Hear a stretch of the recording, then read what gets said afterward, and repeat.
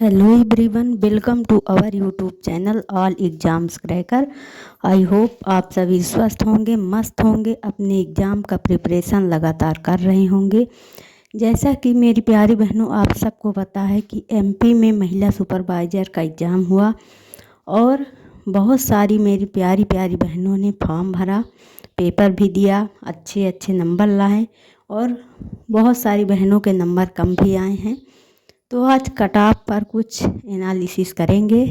तो यदि आप मेरे चैनल पे नए हैं तो फटाफट से कर लीजिए सब्सक्राइब, बेल आइकन को कर लीजिए प्रेस, जिससे हर आने वाली वीडियो का नोटिफिकेशन सबसे पहले आपके पास पहुंचे।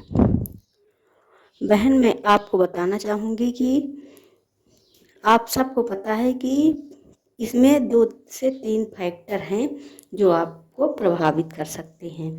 तो पहले फैक्टर की बात करें तो वैकेंसीज, पोस्ट कितनी है।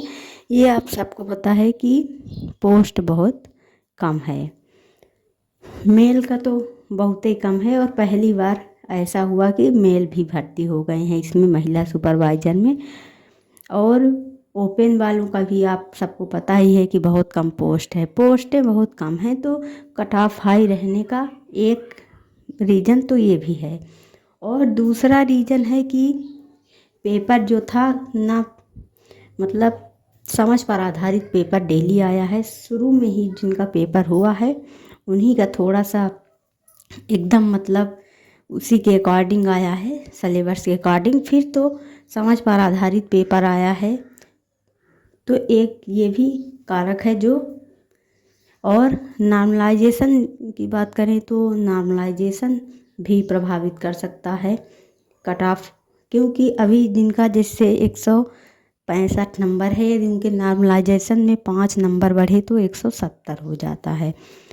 तो अब इस तरह में अभी मन में ये भी एक शंका चल रही है कि किनका नंबर बढ़ जाएगा, किनका घट जाएगा। और जिनको लगा कि मेरा 170 है, मेरा तो सिलेक्शन 100% है, लेकिन यदि 5 नंबर घटा तो 165 आ गया और सिलेक्शन से आउट। तो अभी इस तरह की बहुत सारी संशय मन में चल रही हैं।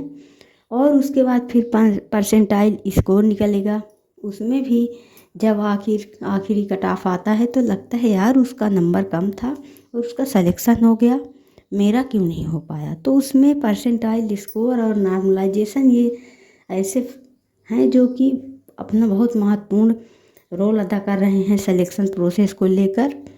तो इसमें अभी जिनका जैसे 175 है, 177 है, जर्नल यूआर की कैटेगरी में आ रहे हैं, तो वो तो एकदम 100% सेफ स्कोर में है, क्योंकि यदि घटा भी नंबर फिर भी उनके सिलेक्शन के चांस बन रहे हैं। और ओबीसी में जैसे कि जिनका 168, 169, 170 प्लस ऐसे मार्क्स हैं, तो वो भी बहनें एकदम सेफ स्कोर में है। वो अपने कॉन्फिडेंस के साथ उनका 100% सिलेक्शन होगा।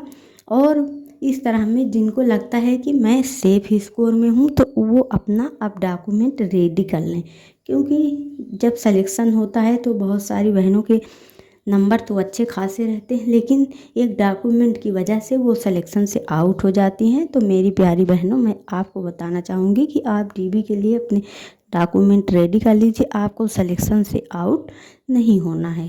थैंक्स फॉर वाचिंग, फिर मिलते हैं नेक्स्ट वीडियो में।